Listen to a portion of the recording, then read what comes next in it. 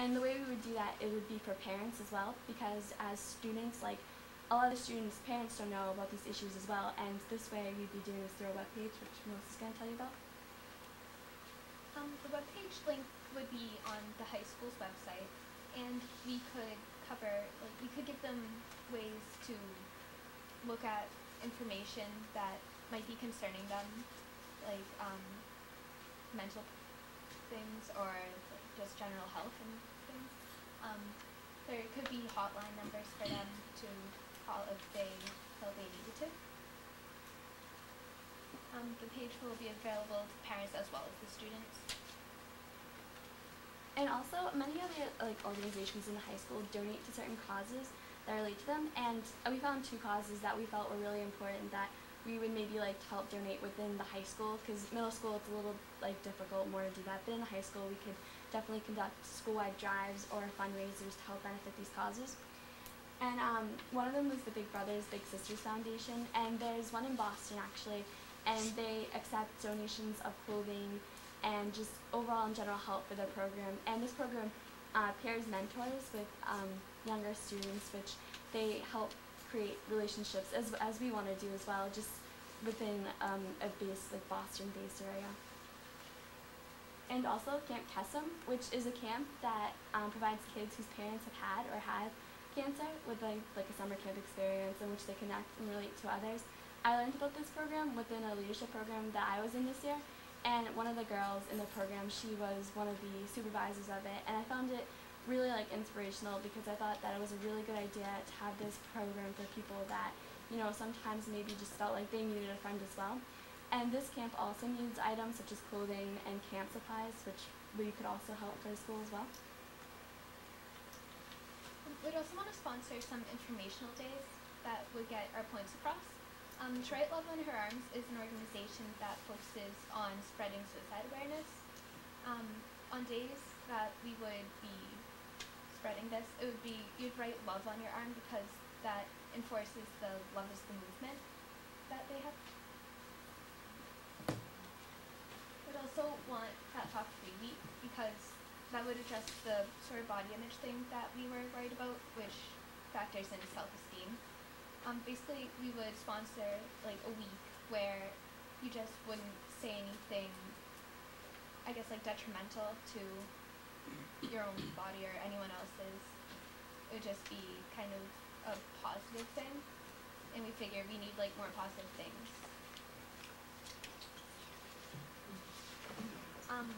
This is kind of a big point. The difference is that PAL would be compared to other things that the school already has going on. SLAM mostly focuses on introducing the incoming freshmen to the high school. And I'm in SLAM, and I know that right now, we do training twice a year, and we also mostly focus on organizing the freshman orientation during the summertime, which is very stressful because of the money issues. So we do a lot of fundraising, and we have committees, and we're really bogged down with that right now. And then during the year, we mentor the freshmen. We go into their power blocks, which is a time which they do homework, and we just spend time doing activities with them, or talking, seeing how things go. But our basic goal is to just tell them about high school activities, meaning pep rallies coming up, make sure you dress this, don't go by seniors, all that. But our program would be more focusing on the middle schoolers and hopefully eventually even elementary schoolers. SAG mostly focuses on trying to keep you away from making bad decisions, and we're trying to kind of keep away from the bad and focus on positives. And Alliance focuses on equality within the high school. Everything is within the high school, but we want to focus on middle school because the middle school is going to be what makes up the high school later, and you kind of want it to be the best that it can be. So for money, which can be a problem, I was a part of a program this year at MIT called LTI, and it's Leadership Training Institute. And we worked with MIT students and we learned about leadership. It was a lot like the workshops we did for SLAM, and we started a final project, and this was my final project. And we get a grant from them for completing the program, which I graduated from in May. So that will definitely help us get a start with the program, and then eventually we'll also be able to fundraise throughout the school year.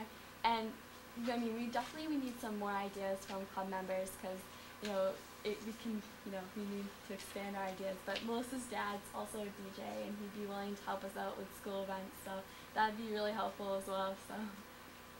You gotta be careful with the bake sales in Dr. Troton. You know, there's a limit. For me, I eat it all. Limit on bake sales. But overall, North Reading could really benefit from PAL because when the older, more like advanced generation reaches out to the younger generation, we're able to set up for more healthier relationships later on in life. They didn't bring that cake to the school. I know. See that?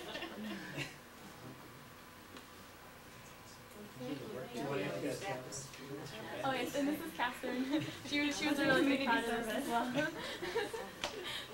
Never realized how much kids we have in this town. There was an incredible amount of work and it was well presented, ladies. Thank you very Very much. good. Awesome job. Very good. I have like a list of 7 questions. I do Go too. right You ahead. go first. Okay, well, Let's I'll hope they're start. the same ones. Yeah, I know. Goodness. I'd like to know more about how you're going to identify and engage middle school students. When you go and you obviously want this program to work, so you're going to have to find people to participate. How will you identify people who potentially have problems without stigmatizing or drawing attention to the fact that they might have an issue? This slide actually says that they have a homework club after school, and a lot of the kids that go to the homework club, I'm not sure if it's like a detention kind of thing or if it's. No, I was in it. Oh. You signed it. It was basically like, my mother forced me to sign up. But still, it's like, I know that the guidance counselors came and they basically if I had a question in math homework, they'd help me and explain it to me, and it really helps. I understood algebra. And I basically passed. It's really good. The words homework and club don't seem to belong together. It's Just a a- leadership training session. Just to Yes. follow up on Ms. Sada's question, so you'll start with those students, and I know we have Mr. Fauché here, the middle school principal, so he can probably help answer too, but will the guidance counselor also be setting up other opportunities for kids to just come and chat, whereas, as Karen says, it's not a stigmatizing thing where you're singling out a couple kids and.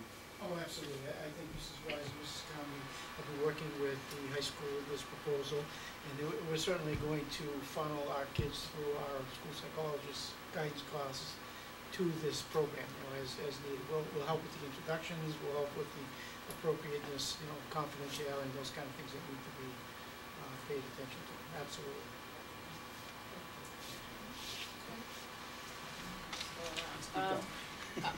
I want to understand sort of the funding and how this is going to be financed. You talk a lot about donating. I don't understand the financial structure under that, but I'm sure you can answer that. But the second part of that question is the grant that you got from participating in the MIT program.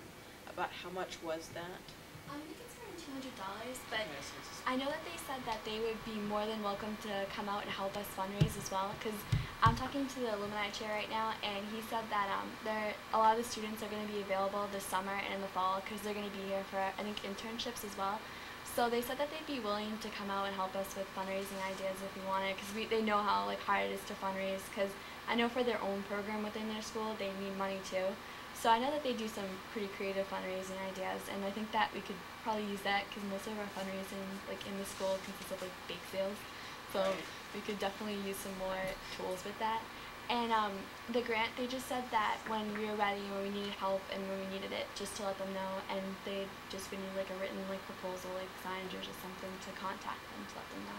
Maybe to follow on, I know with SLAM, the participants have to pay for training, correct? There is, would the same thing happen with this group? Would you pay to have that training by the people that do the SLAM training? I think we probably have to figure out how much money we had first, but I'm assuming that there would have to probably be some kind of a fee. I don't think it'd be a large fee at all, because I know SLAM's went from 25 to 60, but I don't think it'd be a very large fee, but I think that we could definitely probably, even just to be financially sound for the future, it'd be a good idea to maybe charge some kind of a entrance fee.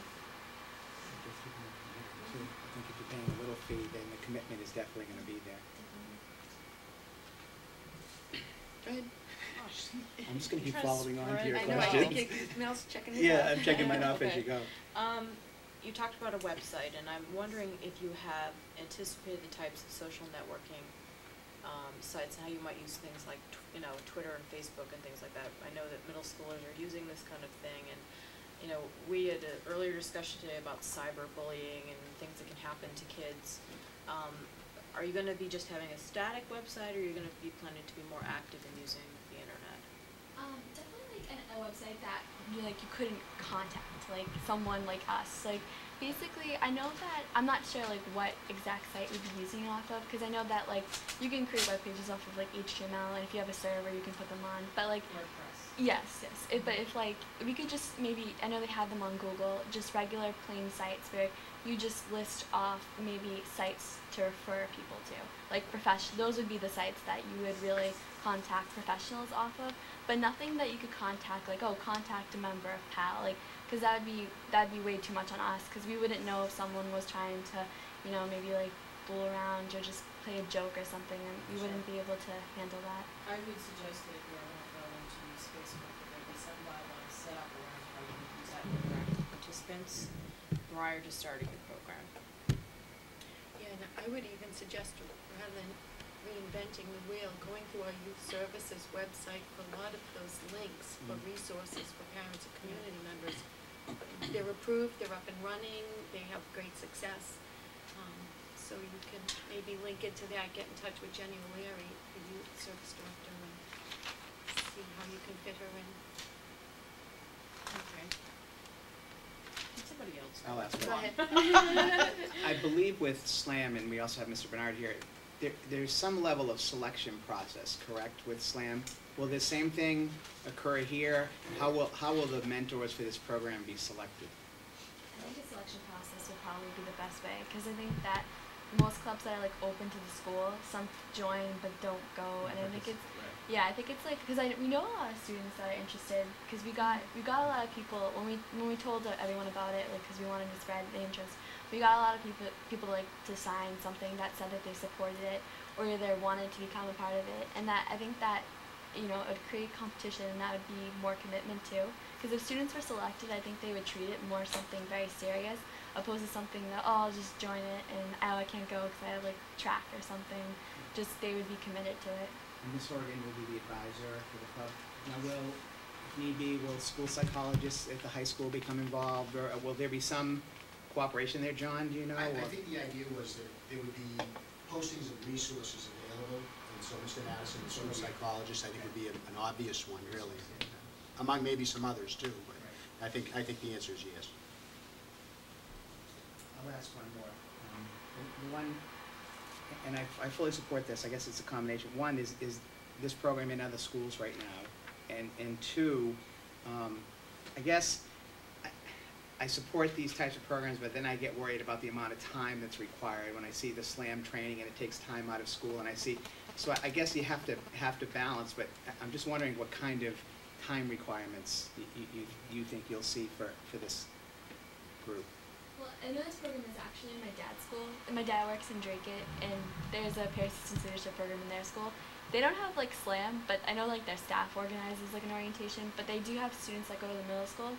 And for the time-wise, I actually talked to the people, like I talked to Deb Holt from Core Leadership, and she said that we would need, I explained the whole program, and she said that we would need 1 day of training, and we could either do it after school, or even like during a day of school if we like, at like the worst case. But like, basically for mentor meetings, we could, I know the middle school, we get out at 2 o'clock, they get out at 2:16, and we could probably even like walk over to the middle school as a group to get there in time, just to see them, to be there at time, and that just would be after school, so that wouldn't, I mean, unless someone had sports, they would, they'd have to be committed when they sign this, but otherwise, we could probably make it there in time and everything. Is mentee actually a word? Yes, it is. It is a word, mentee? As is All right. Mento. All right. That was the only question I had. I just. Or Mentos No, that with an just S, struck sorry. me as odd. Yeah. All right. Cliff, do you have any questions for the ladies? I think what you put together shows a level of maturity and capability that gives me a lot of confidence in the youth of today. Absolutely.